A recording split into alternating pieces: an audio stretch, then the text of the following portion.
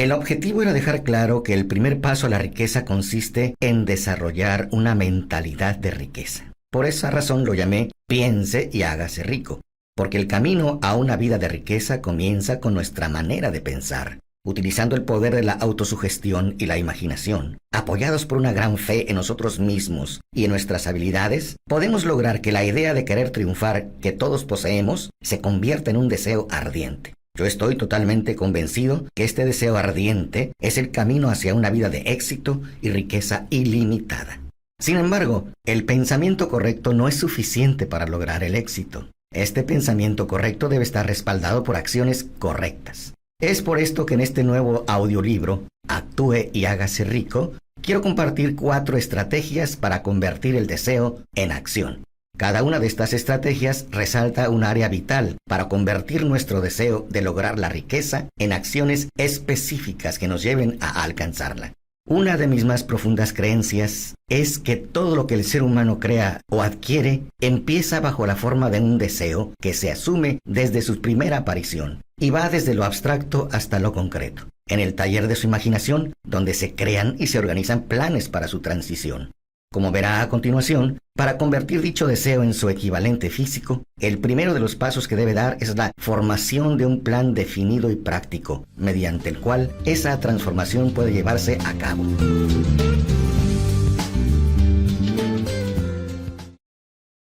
Quiero empezar diciendo que si el primer plan que usted adopta no funciona con éxito, eso solo quiere decir que es posible que necesite revisarlo y hacer algunos ajustes o cambios. Así que hágalo. Cámbielo por uno nuevo si es necesario. Y si este nuevo plan tampoco funciona, vuelva a cambiarlo por otro. Y así sucesivamente hasta que encuentre el plan que dé resultado.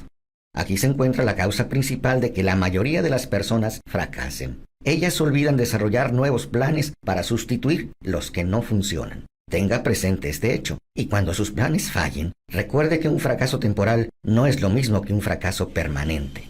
Un fracaso indica solo que los planes no eran buenos. Haga otros. Vuelva a empezar todo de nuevo. El fracaso temporal debe significar solo una cosa: la certidumbre de que hay algo que no funciona en lo planificado. Millones de personas se pasan la vida en la miseria y en la pobreza porque les falta un buen plan mediante el cual acumular una fortuna. James J. Hill se tropezó con fracasos temporales la primera vez que se propuso reunir el capital necesario para trazar un ferrocarril que fuera de la costa este a la costa oeste de los Estados Unidos. Sin embargo, él también convirtió el fracaso en victoria con la adopción de nuevos planes. Henry Ford conoció el fracaso temporal no solo al principio de su carrera en el mundo del automóvil, sino después de haber estado en lo más alto del éxito. Concibió otros planes y siguió avanzando hacia la victoria económica. Comúnmente vemos personas que han acumulado grandes fortunas, pero a menudo solo reconocemos sus triunfos y pasamos por alto los fracasos temporales que han tenido que superar. No podemos esperar acumular una fortuna sin estar abiertos a la posibilidad de experimentar fracasos temporales. Cuando el fracaso sobreviene, acéptelo como una señal de que puede haber algo en sus planes que debe examinar, evaluar o cambiar. Haga esto rápidamente y encamínese de nuevo hacia su anhelado objetivo. Si pierde interés antes de haber alcanzado su objetivo, debe ser entonces porque usted es una persona que abandona con facilidad. Recuerde que los que abandonan nunca ganan, y un ganador nunca abandona. Copie esta frase en un papel, en letras bien grandes, y pónganla donde pueda verla todas las noches antes de acostarse y todas las mañanas antes de ir a trabajar. Cuando empiece a elegir miembros para su equipo de trabajo, procure elegir aquellos que no se tomen el fracaso muy a pecho. Algunas personas creen tontamente que solo el dinero puede generar dinero. Esto no es verdad. El deseo transformado en su equivalente monetario a través de los principios que presentamos aquí es el agente por medio del cual se hace el dinero. El dinero en sí no es más que materia inerte. No se puede mover, no piensa, ni habla, pero puede oír cuando un hombre que lo desee lo llama.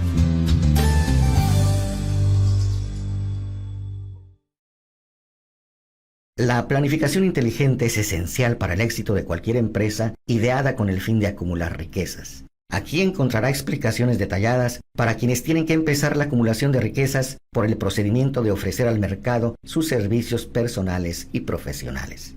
Casi todas las grandes fortunas empezaron en forma de compensación por servicios personales prestados o por la venta de una idea.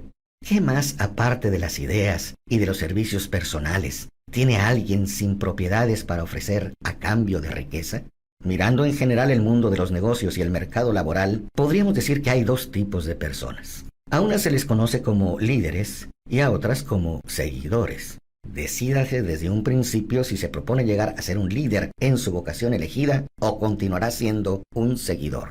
La diferencia en las compensaciones es enorme. El seguidor no puede esperar de manera razonable recibir la misma compensación que el líder, aunque muchos seguidores cometen el error de esperar la misma remuneración. Quiero que quede claro que no es ninguna desgracia ser seguidor. Por otra parte, tampoco tiene mérito alguno seguir siéndolo. Casi todos los grandes líderes empezaron como seguidores. Llegaron a ser grandes líderes porque eran seguidores inteligentes. Con muy pocas excepciones, la persona que puede seguir inteligentemente a un líder es quien desarrolla con mayor rapidez la capacidad para ser líder. Un seguidor inteligente tiene muchas ventajas, entre ellas la oportunidad de adquirir conocimientos de su líder. ¿Cuáles son las características principales del líder? Los factores siguientes son importantes en todo líder. Primero, valor inquebrantable, basado en el conocimiento de sí mismo y de la propia ocupación. Ningún seguidor desea ser dominado por un líder falto de confianza en sí mismo y de coraje. Ningún seguidor inteligente puede estar mucho tiempo dominado por un líder así. Segundo, autocontrol. La persona que es incapaz de controlarse nunca podrá controlar a los demás. El autocontrol es un ejemplo poderoso para los seguidores, que los más inteligentes emularán. Tercero, un claro sentido de la justicia. Sin un sentido de lo que es justo y de la justicia, ningún líder puede dirigir a sus seguidores y mantener su respeto. Cuarto, determinación en las decisiones. El hombre que vacila en sus decisiones demuestra que no está seguro de sí mismo y no puede conducir a otros con éxito. Quinto, exactitud en los planes. El líder que tiene éxito debe planificar su trabajo y trabajar su plan. Un líder que se mueve por conjeturas, a ojo, sin planes prácticos ni precisos, es comparable a un barco sin timón. Tarde o temprano acabará contra los arrecifes. Sexto, el hábito de hacer más de lo que le corresponde. Uno de los inconvenientes del liderazgo es el hecho de que el líder debe estar dispuesto a hacer más de lo que exige a sus seguidores. Séptimo, personalidad agradable. La categoría de líder requiere respeto. Los seguidores no respetarán a un líder que no destaque en todos los factores que conforman una personalidad agradable. Octavo, empatía y comprensión. El líder de éxito debe ser comprensivo con su equipo de trabajo. Noveno, dominio del detalle. Un liderazgo eficaz exige el dominio de los detalles de la posición del líder. Décimo, disposición a asumir toda la responsabilidad. El líder de éxito debe estar dispuesto a asumir toda la responsabilidad por los errores y por los descuidos de su equipo. Si trata de eludir esta responsabilidad, dejará entonces de ser líder. Décimo primero, cooperación. El líder de éxito debe comprender y aplicar el principio del esfuerzo y ser capaz de impulsar a sus seguidores a hacer lo mismo. El liderazgo requiere poder y el poder exige cooperación. Hay dos formas de liderazgo. La primera, mucho más eficaz, es el liderazgo con el consentimiento y el afecto de los seguidores. La segunda, el liderazgo por la fuerza, sin el consentimiento ni la simpatía de los seguidores. La historia está llena de pruebas de que el liderazgo por la fuerza no perdura. La caída y la desaparición de las dictaduras y gobiernos totalitarios es clara indicación de que las personas no acatarán indefinidamente un liderazgo por la fuerza. Quizás lo hagan temporalmente, pero no lo harán por su propia voluntad. La nueva marca de liderazgo abarcará los 11 factores descritos en este capítulo, además de algunos otros. La persona que haga de ellos la base de su liderazgo encontrará abundantes oportunidades de liderar en todos los órdenes de la vida. ¿Cuáles son los principales errores cometidos por aquellos líderes que fracasan? Porque saber lo que hay que hacer es tan importante como saber lo que no hay que hacer. Así que veamos.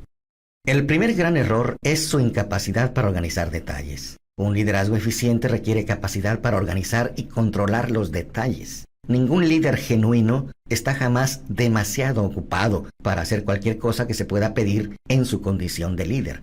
Cuando una persona, ya sea en calidad de líder o de seguidor, admite que está demasiado ocupado para cambiar los planes o para prestar atención a una emergencia, está admitiendo su incompetencia. El líder de éxito debe ser quien controle todos los detalles relacionados con su posición. Eso significa, por supuesto, que ha de adquirir el hábito de delegar los detalles en asistentes capaces.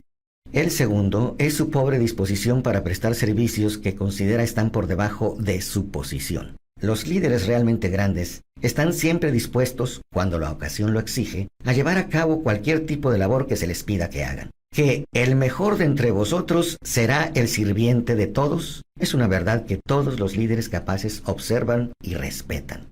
Tercer gran error: esperar ser recompensados o gratificados por lo que saben y no por lo que hacen con aquello que saben. El mundo no paga a los hombres por lo que saben, les paga por lo que hacen o impulsan a hacer a otros.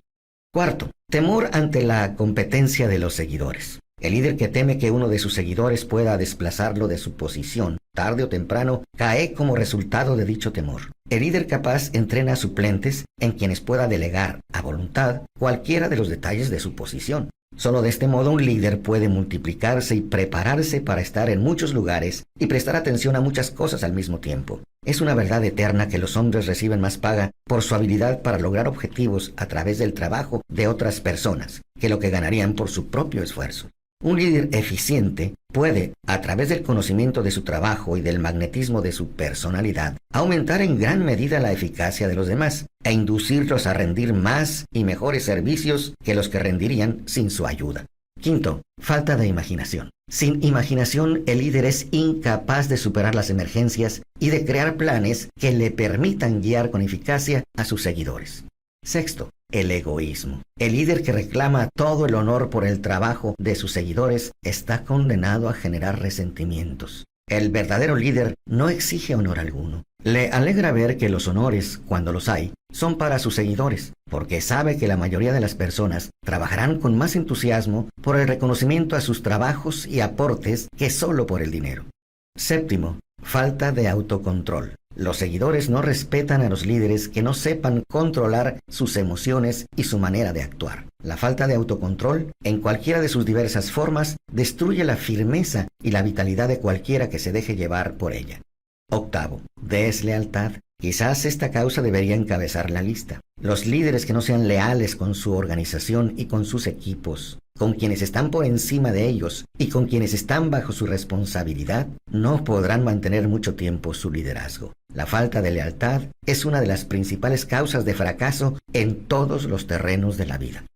Noveno, acentuar la autoridad del liderazgo. El líder eficiente enseña mediante el estímulo y no intenta atemorizar a sus seguidores con su autoridad.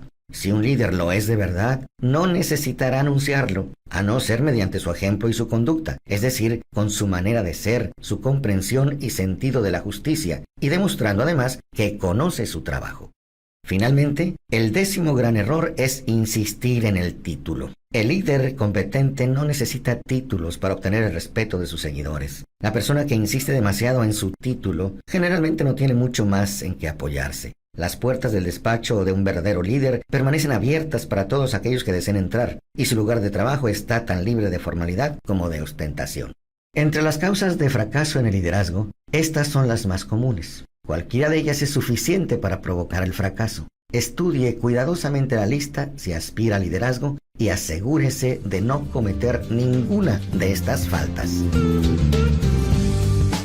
¿Cuál es la cifra de su CCE? ¿Qué es CCE?, se preguntará usted. Estas 3 letras representan las 3 variables responsables por cómo valore el mercado su trabajo.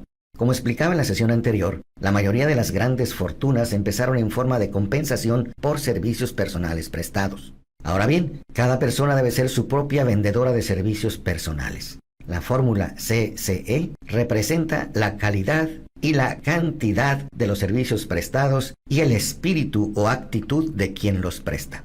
Estas variables determinan en gran medida la remuneración y la duración del empleo. Para comercializar eficazmente los servicios personales, lo cual significa un mercado permanente a un precio satisfactorio y en condiciones agradables, uno debe adoptar y seguir la fórmula CCE, que significa que la calidad más la cantidad más el adecuado espíritu de cooperación dan como resultado una perfecta venta de servicios. Recuerde la fórmula CCE, pero haga algo más, aplíquela siempre. Vamos a analizar la fórmula para asegurarnos que entendemos exactamente lo que significa. La calidad del servicio debe ser entendida en el sentido de realizar cada detalle que se relacione con su cargo de la manera más eficiente posible, teniendo siempre presente como objetivo una mayor eficacia. La cantidad del servicio se ha de entender en el sentido del hábito de prestar la totalidad del servicio del cual usted es capaz en todo momento, con el propósito de incrementar la cantidad de servicios prestados a medida que su habilidad aumente con la práctica y la experiencia. Vuelvo a insistir en la palabra hábito. El espíritu de servicio se ha de entender en el sentido de hábito de una conducta agradable y armoniosa que induzca la cooperación de todas las personas involucradas. Adecuar la calidad y la cantidad del servicio no basta para mantener un mercado permanente para sus servicios. La conducta o el espíritu con que usted preste el servicio es un fuerte factor de determinación relacionado tanto con la remuneración que usted recibe como con la duración del empleo. Andrew Carnegie resaltó este punto más que otros en relación con su descripción de los factores que conducen al éxito en la comercialización de servicios personales, insistiendo reiteradamente en la necesidad de una conducta armoniosa. Subrayó el hecho de que él no conservaría a ningún hombre, por más abundante que fuera la cantidad o eficiente la calidad del trabajo, a menos que trabajase con un espíritu de armonía. Carnegie insistía en que sus hombres fuesen corteses y agradables. Para demostrar que asignaba un elevado valor a esa cualidad, ayudó a enriquecerse a muchos hombres que se ajustaban a sus normas. Los que no lo hacían tenían que dejar su lugar a otros. La importancia de una personalidad agradable se destaca porque es un factor que le permite a uno prestar servicios con el espíritu adecuado. Si uno tiene una personalidad que agrada y presta sus servicios con espíritu de armonía, estas son las ventajas que suelen compensar deficiencias tanto en la calidad como en la cantidad del servicio ofrecido. Nada, sin embargo, puede sustituir con éxito a una conducta agradable. La persona cuyos ingresos totales se derivan de la venta de servicios personales no es comerciante en menor medida que el hombre que vende bienes de consumo. Y bien se podría añadir que una persona así está sometida a las mismas reglas de conducta que el comerciante que vende mercancías. Si insisto en ello es porque la mayoría de las personas que viven de la venta de servicios personales cometen el error de considerarse libres de reglas de conducta y de las responsabilidades que corresponden a quienes se dedican a la comercialización de bienes y productos. El verdadero valor de capital de su cerebro puede estar determinado por la cantidad de ingresos que usted es capaz de producir. Si es comercializado con eficacia, un cerebro competente representa una forma de capital mucho más deseable que la que se requiere para manejar un negocio que se ocupe de bienes de consumo. El cerebro es una forma de capital que no se puede desvalorizar en forma permanente por obra de la recensión, ni es tampoco una forma de capital que se pueda robar o que se desgaste. Además, el dinero, que es esencial para la conducción de un negocio, tiene poco valor mientras no se combine con un cerebro eficiente. ¿Conoce usted su propio valor?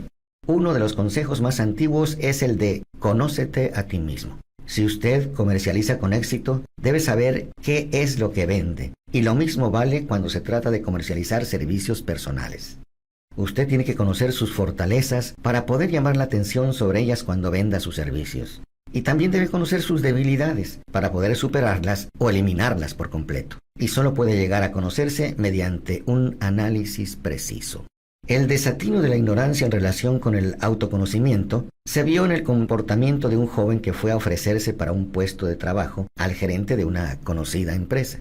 Había causado muy buena impresión hasta que el gerente le preguntó qué salario esperaba. Su respuesta fue que no llevaba pensada ninguna cifra exacta. El joven no tenía un propósito definido. Le pagaremos todo lo que usted valga después de haberlo tenido una semana a prueba, le dijo entonces el gerente. Eso no lo aceptaré, porque donde estoy trabajando me pagan más, respondió el aspirante al puesto. Antes de empezar siquiera a negociar un aumento de salario en el empleo que usted tiene ya, o de buscar trabajo en otra parte, asegúrese de que usted vale más de lo que le pagan en la actualidad. Una cosa es querer más dinero, eso todo el mundo lo quiere, y otra muy diferente, valer más. Muchas personas confunden sus deseos con sus méritos. Sus necesidades o exigencias financieras no tienen nada que ver con su valor. Eso lo establece exclusivamente su capacidad para prestar servicios útiles o para inducir a otros a que los presten. El análisis efectuado sobre más de 25,000 hombres y mujeres que habían experimentado el fracaso puso de manifiesto el hecho de que la falta de decisión era casi siempre el motivo que encabezaba la lista de las causas más comunes del fracaso. La dilación, lo contrario de la decisión, es un enemigo común que debe superar casi cada ser humano. Tendrá la oportunidad de poner a prueba su capacidad para tomar decisiones rápidas y concretas cuando termine de escuchar este audiolibro y esté preparado para poner en práctica los principios descritos aquí. El análisis de varios cientos de personas que habían acumulado fortunas que superaban en mucho la marca del $1.000.000 puso de manifiesto el hecho de que cada una de ellas tenía el hábito de tomar decisiones con rapidez y de cambiarlas con lentitud, si se veía la necesidad de cambiarlas. Las personas que no logran acumular dinero tienen sin excepción el hábito de tomar decisiones, si es que las toman, de modo muy lento y de cambiar estas mismas decisiones con rapidez y a menudo. Una de las cualidades más notables de Henry Ford era su costumbre de tomar decisiones rápidas y definitivas y de cambiarlas con lentitud. Esta cualidad era tan pronunciada en el señor Ford que le hizo ganarse la reputación de ser un hombre obstinado. Fue precisamente esa cualidad la que le indujo a continuar la fabricación de su famoso modelo T, el coche más feo del mundo, en un momento en que todos sus consejeros y muchos de los compradores del coche le estaban pidiendo que lo cambiara. Quizá el señor Ford se retrasó demasiado en efectuar el cambio, pero la otra cara de la moneda es que la firmeza de su decisión le permitió ganar una enorme fortuna antes de que se hiciera necesario cambiar el modelo. No cabe la menor duda de que la costumbre del señor Ford de tomar decisiones definitivas llegó a asumir la proporción de la obstinación. Pero esa misma cualidad es preferible a la lentitud cuando llega la hora de tomar decisiones y a la rapidez a la hora de cambiarlas. A continuación, quiero darle algunos consejos sobre la toma de sus propias decisiones.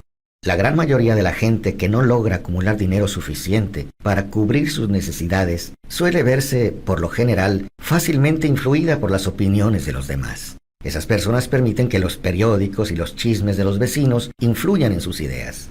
Las opiniones son los bienes más baratos que existen sobre la tierra. Todo el mundo tiene un montón de opiniones preparadas para comunicárselas a cualquiera que se muestre dispuesto a aceptarlas. Si usted se deja influir por las opiniones, cuando se trata de tomar decisiones, no tendrá éxito en ninguna empresa, y mucho menos en la de transformar su propio deseo en dinero. Si usted permite que las opiniones de los demás lo influyan, llegará a no tener deseos propios. Cuando empiece a poner en práctica los principios descritos en este libro, guíese por su propio consejo, tome sus propias decisiones y aténgase a ellas. Preste atención solo a los miembros de su equipo de trabajo y asegúrese de haberlos escogido bien, eligiendo solo a aquellos que estén en completa armonía con su propósito y que muestren simpatía por él. A menudo los amigos íntimos y los parientes le ponen obstáculos a uno por medio de opiniones, aunque esa no sea su intención. A veces lo hacen incluso a través de comentarios sarcásticos y burlescos. Hay miles de mujeres y hombres que sufren de complejos de inferioridad durante toda la vida debido precisamente a que alguna persona bien intencionada, pero ignorante, destruyó la confianza en ellos mismos mediante las opiniones o el ridículo. Usted dispone de un cerebro y de una mente propias. Utilícelos y tome sus propias decisiones. Si lo que necesita son los actos o la información de otras personas que le permitan tomar sus decisiones, como le sucederá en numerosos casos, impulse esos actos o asegúrese con discreción de esa información que necesita sin descubrir cuáles son sus propósitos. Una de las características de las personas que tienen solo conocimientos elementales o escasos es que intentan dar la impresión de que poseen muchos conocimientos. En general, esas personas hablan demasiado y saben escuchar muy poco. Mantenga los ojos y los oídos bien abiertos y la boca cerrada, si lo que desea es adquirir el hábito de una toma de decisiones rápida. Quienes hablan mucho, hacen bien poco.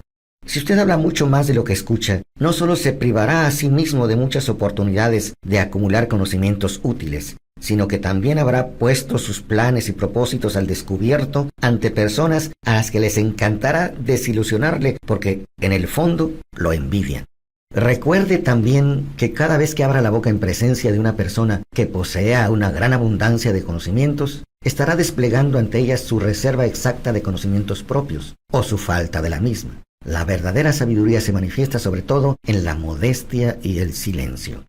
Tenga en cuenta el hecho de que cada persona con la que usted se asocie estará buscando, como usted mismo, la oportunidad de acumular dinero. Si habla con demasiada libertad acerca de sus planes, quizás se sienta sorprendido al enterarse de que alguna otra persona se le ha adelantado para alcanzar el objetivo que usted se había propuesto alcanzar, poniendo en práctica los mismos planes acerca de los cuales usted habló con tanta imprudencia. Que una de sus primeras decisiones sea la de mantener cerrada la boca y abiertos los ojos y los oídos. Como una forma de recordarle este consejo, sería útil que copiara el siguiente epigrama en letras mayúsculas y lo colocara allí donde pueda verlo cada día. Dígale al mundo lo que intenta hacer, pero llévelo a cabo antes de decirlo. Esto es algo así como decir, lo que cuenta son los hechos y no las palabras.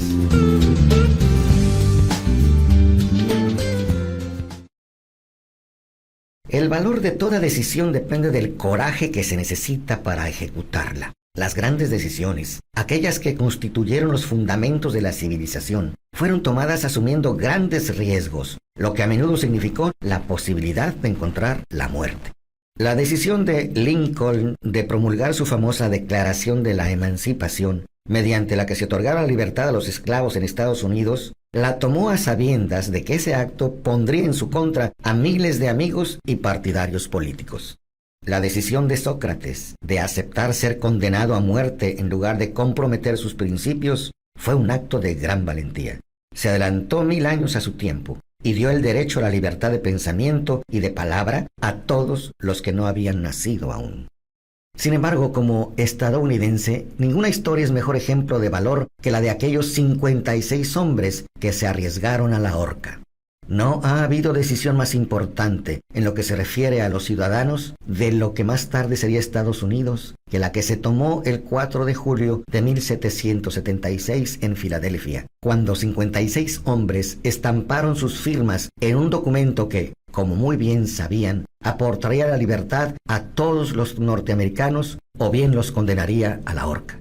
Sin duda alguna, habrá oído hablar de ese famoso documento, aunque tal vez no haya extraído del mismo la gran lección de logro personal que nos enseña de un modo tan sencillo. Muchos recuerdan la fecha en que esa gran decisión fue tomada, pero pocos se dan cuenta del valor que se necesitó para ello. Recordemos nuestra historia tal y como nos la enseñan. Recordamos las fechas, los lugares y los nombres de los hombres que lucharon como Yorktown o George Washington. Pero en realidad sabemos muy poco acerca de la fuerza real que había detrás de estos nombres, fechas y lugares o del poder intangible que nos aseguró la libertad mucho antes de que los ejércitos de Washington llegaran a Yorktown. Representa casi una tragedia que los historiadores hayan pasado por alto el hacer la más mínima referencia al poder irresistible que dio el nacimiento y libertad a esta nación. Y digo que eso es casi una tragedia porque precisamente se trata del mismo poder que todo individuo debe utilizar para superar las dificultades que se le presenten en la vida. Revisemos, aunque solo sea de forma muy breve, los acontecimientos que dieron lugar a este poder. La historia comienza con un incidente ocurrido en Boston el 5 de marzo de 1770. Los soldados británicos patrullaban por las calles, amenazando a los ciudadanos con su sola presencia. Los colonos empezaron a expresar abiertamente su resentimiento por este hecho, arrojando piedras y profiriendo insultos contra los soldados que patrullaban, hasta que el oficial al mando dio la orden: ¡alisten sus bayonetas! ¡Carguen! La batalla que comenzó en ese momento dejó muchos muertos y heridos. El incidente provocó tal resentimiento que la Asamblea Provincial, compuesta por colonos importantes, convocó una reunión con el propósito de emprender alguna acción concreta. Dos de los miembros de esta asamblea fueron John Hancock y Samuel Adams. Tomaron la palabra y hablaron con valentía, señalando que debían organizar un movimiento para expulsar de Boston a todos los soldados británicos. Debemos recordar que eso fue una decisión surgida en la mente de dos hombres, lo que podemos considerar como el principio de la libertad que todos disfrutamos ahora en Estados Unidos. Tampoco podemos olvidar que la decisión de esos dos hombres exigía fe y coraje, porque era una decisión que entrañaba peligros. Antes de que la asamblea terminara, Samuel Adams fue elegido para visitar al gobernador de la provincia con objeto de exigirle la retirada de las tropas británicas. La petición fue aceptada y los soldados se retiraron de Boston, pero el incidente no quedó resuelto por ello. Había provocado una situación cuyo desenlace estaría destinado a cambiar el mundo de toda una civilización.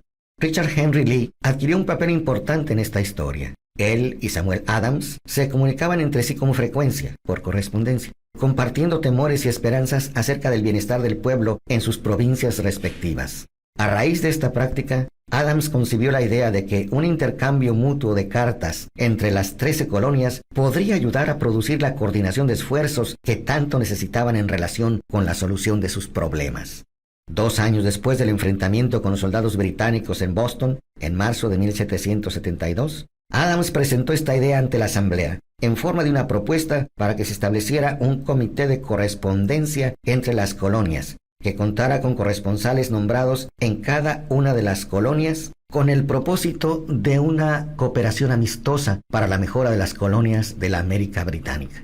El comité de correspondencia fue creado. Hasta ese momento, los ciudadanos de las colonias habían estado desarrollando una desorganizada oposición física contra los soldados británicos, a través de incidentes similares a los tumultos de Boston, pero de todo ello no se había derivado ventaja alguna. Sus agravios individuales no habían sido solidificados bajo un equipo de trabajo. Ningún grupo de individuos tenía puestos sus corazones, mentes, almas y cuerpos juntos en una decisión concreta para solucionar de una vez por todas su dificultad con los británicos, hasta que Adams, Hancock y Lee se pusieron a trabajar juntos.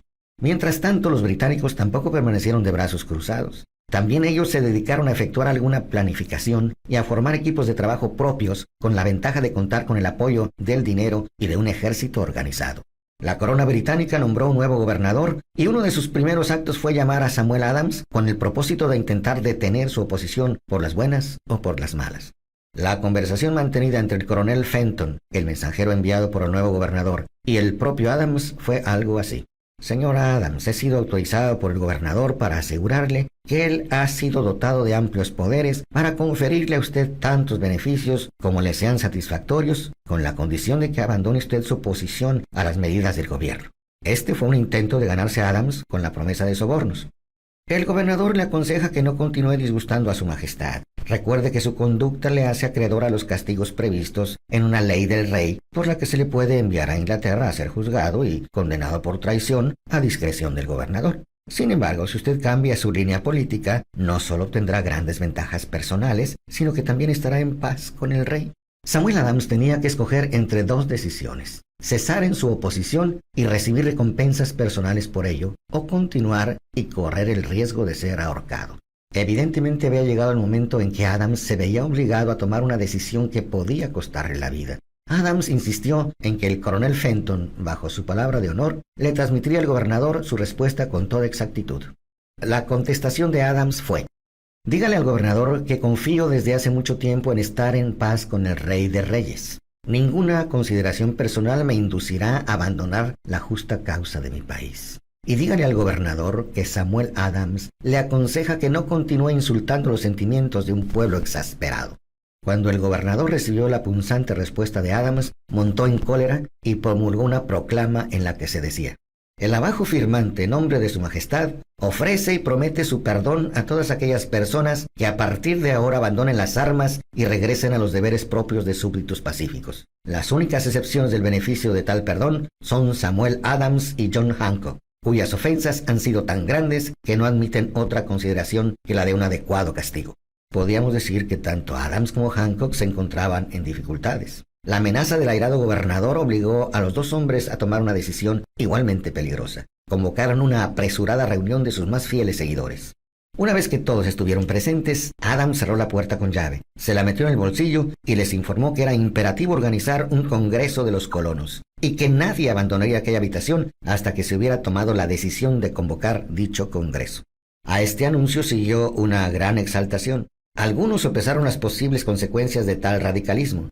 Otros expresaron graves dudas en cuanto a la prudencia y la conveniencia de una decisión tan definitiva que desafiaba claramente a la corona. Sin embargo, encerrados en aquella habitación había dos hombres inmunes al temor, ciegos ante la posibilidad del fracaso: Hancock y Adams. Gracias a la influencia de sus mentes, los demás fueron inducidos a aceptar que se debían establecer acuerdos para convocar el primer Congreso Continental, que se celebraría en Filadelfia el 5 de septiembre de 1774. Vale la pena recordar esa fecha, que es mucho más importante que la del 4 de julio de 1776, día de la Declaración de la Independencia. Porque si no se hubiera tomado la decisión de convocar un Congreso Continental, tampoco se hubiera llevado a cabo la firma de la Declaración de Independencia. Antes de que la primera reunión del nuevo Congreso se celebrara, Thomas Jefferson, otro líder que se encontraba en otra parte del país, se hallaba profundamente enfrascado en la tarea de publicar una exposición precisa de los derechos de la América Británica. Poco después de que se publicara la exposición de los derechos de la América Británica, Jefferson fue informado de que había orden de perseguirlo por alta traición contra el gobierno de Su Majestad. Fueron hombres como estos los que sin poder, sin autoridad, sin ejército y sin dinero, tomaron asiento en una solemne consideración del destino de las colonias, dando inicio así a la apertura del primer Congreso Continental, que continuaron celebrando cada 2 años hasta que el 7 de junio de 1776 Richard Henry Lee se levantó, se dirigió a la presidencia y ante el asombro de la asamblea presentó la siguiente moción: Caballeros, presento la propuesta de que estas colonias unidas son, y deben ser por derecho, estados libres e independientes, absueltos de toda alianza con la corona británica, y que toda conexión política entre ellos y el país del Reino Unido está disuelta y así debe quedar. La asombrosa propuesta de Lee fue discutida con tanto fervor y durante tanto tiempo que él empezó a perder la paciencia. Finalmente, después de días de discusiones, volvió a ocupar el estrado de oradores y declaró con una voz clara y firme: Señor presidente, hace días que venimos discutiendo este tema. Es el único curso de acción que podemos seguir. ¿Por qué entonces retrasarlo más? ¿Por qué continuar deliberando? Que este día de hoy dé nacimiento a una república americana. Poco después, el presidente del Congreso nombró a Jefferson presidente de un comité que se dedicaría a redactar la Declaración de Independencia. El comité trabajó mucho y muy duramente en la redacción de un documento que, cuando fuera aceptado por el Congreso y firmado por cada uno de los congresistas, significaría una condena de muerte para todos los firmantes en el caso de que las colonias perdieran en la lucha que, sin lugar a dudas, estallaría entre ellas y el Reino Unido. Se redactó el documento y la versión original del mismo fue leída el 28 de junio ante el Congreso. Durante varios días se discutió, alteró y preparó su redacción definitiva. El 4 de julio de 1776, Thomas Jefferson se levantó ante la asamblea y sin el menor temor en su voz, leyó la decisión más trascendental para este nuevo país jamás escrita sobre papel. Cuando Jefferson hubo terminado de leer, se votó la aprobación del documento que fue aceptado, y después los 56 hombres presentes lo firmaron. Cada uno de ellos ponía en juego su vida con la decisión de estampar su firma en aquel papel. Gracias a esta decisión, una nación surgió a la existencia, una nación destinada a aportar para siempre a la humanidad el privilegio de tomar sus propias decisiones. Al analizar los acontecimientos que condujeron a la Declaración de Independencia, podemos estar convencidos de que esta nación, que ahora ostenta una posición de respeto y poder entre todos los demás países del mundo, fue el fruto de la decisión de un equipo de trabajo compuesto por 56 hombres. Observe bien el hecho de que su decisión fue lo que aseguró el éxito a los ejércitos de Washington, porque el espíritu de esta decisión estaba en el corazón de cada uno de los soldados que lucharon con él, y sirvió como un poder espiritual que no reconocería lo que es el fracaso. Observe también que el poder que dio la libertad a esta nación es el mismo poder que todo individuo ha tenido que utilizar para alcanzar su autodeterminación. Este poder está hecho a partir de los mismos principios descritos en este audiolibro. No resulta difícil detectar en la historia de la Declaración de Independencia al menos 6 de estos principios: deseo, decisión, fe, perseverancia, equipo de trabajo y planificación organizada. Así que sepa lo que quiere y en general lo conseguirá. A través de estos principios se encontrará que el pensamiento, apoyado por un fuerte deseo, tiene una tendencia a transformarse en su equivalente físico. Tanto en esta historia como en muchas otras historias de éxito, se encuentra una descripción perfecta del método mediante el cual el pensamiento produce esta asombrosa transformación. En su búsqueda del secreto de un método para triunfar, no espere milagro alguno, porque no lo hallará. Solo encontrará las eternas leyes de la naturaleza. Y estas leyes están disponibles para toda aquella persona que tenga la fe y el valor suficiente para utilizarlas. Pueden ser empleadas bien para aportar libertad a una nación o bien para acumular riquezas.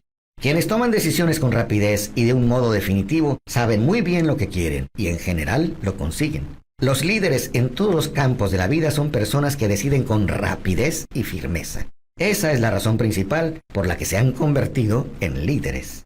El mundo tiene la costumbre de abrir paso a las personas cuyas palabras y acciones muestran que saben a dónde se dirigen. La indecisión es un hábito que suele aparecer en la juventud, un hábito que se consolida a medida que el joven pasa por la escuela e incluso la universidad sin un propósito definido. El hábito de la indecisión acompaña al joven que acaba de terminar sus estudios y busca cualquier trabajo. Acepta el primero que se le ofrece porque ha caído en el hábito de la indecisión.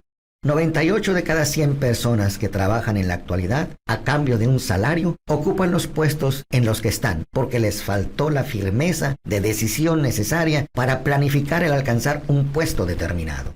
La firmeza de decisión exige siempre valor y a veces incluso mucho valor. Los 56 hombres que firmaron la Declaración de Independencia pusieron sus vidas en juego cuando decidieron estampar sus firmas en aquel documento. La persona que toma la firme decisión de conseguir un puesto de trabajo determinado y de que la vida le pague el precio que pide, no pone en juego su vida con esta decisión. Sin embargo, sí se está jugando su libertad económica.